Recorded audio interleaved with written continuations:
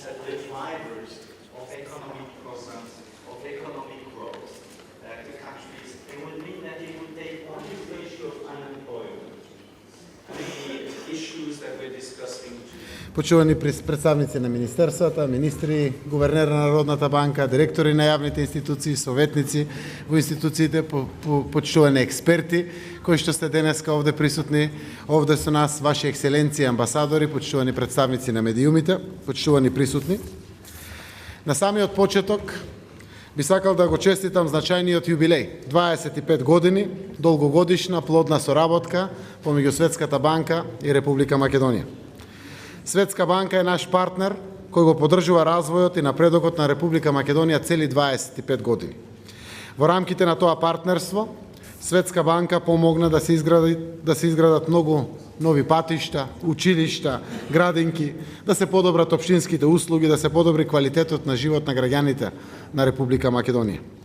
Денеска, на оваа конференција, организирана од Министерството за финансии, ќе се отворат значајни теми за вложувањето во човечкиот капитал.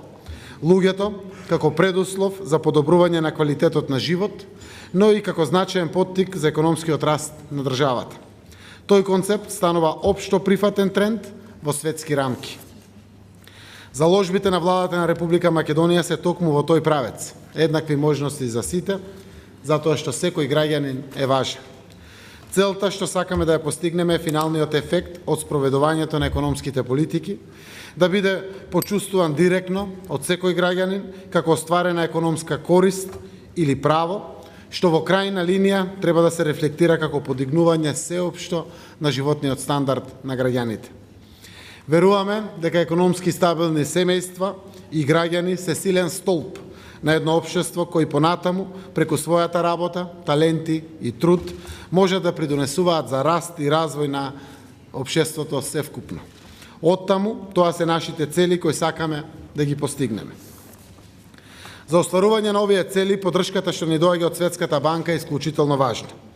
Заедно со Светска банка работиме на креирање на нова стратегија Country Partnership Framework 2019-2023 или 2019-2023, која опфаќа 35 проекти од областа на здравството, транспортот и врски, социјалната заштита, труд и социјалната политика, информатичкото општество и администрацијата, образованието и науката, животната средина, земјоделството и јавните финансии.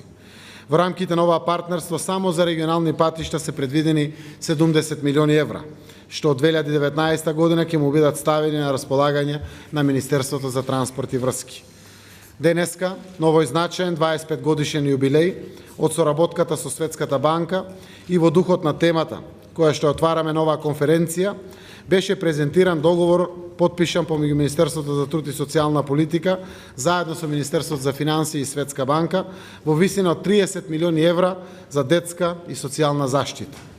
Мораме да ги заштитиме децата. Тие се нашиот влог и капитал на иднината. Мора да им обезбедиме достоинствени услови за живот на оние кои го немаат и да им овозможиме еднакви стартни основи за успех во животот. Образованието мора да се реформира и да понуди квалитетна образовна програма, која ќе ги искористи и дополнително ќе ги унапреди потенцијалите и талентите на нашите деца, за да израснат во подготвени и спремни кадри за пазарот на трудот. Првите чекори се направени во тој правец, укинато е непотребното екстерно тестирање, зголемени се платите во образованието за 5% и подготвен е законот за основното образование. Здравството и образованието се темелите на општеството. Грижата за здравјето на граѓаните мора постојано да се унапредува, за да ги зачуваме нашите лекари и здравствени работници во Македонија и од овој септември ги зголемивме платите на 19.123 вработени во јавните здравствени установи за 5%. Зголемувањето на платите на здравствените работници ќе продолжи и со буџетот за 2019 година.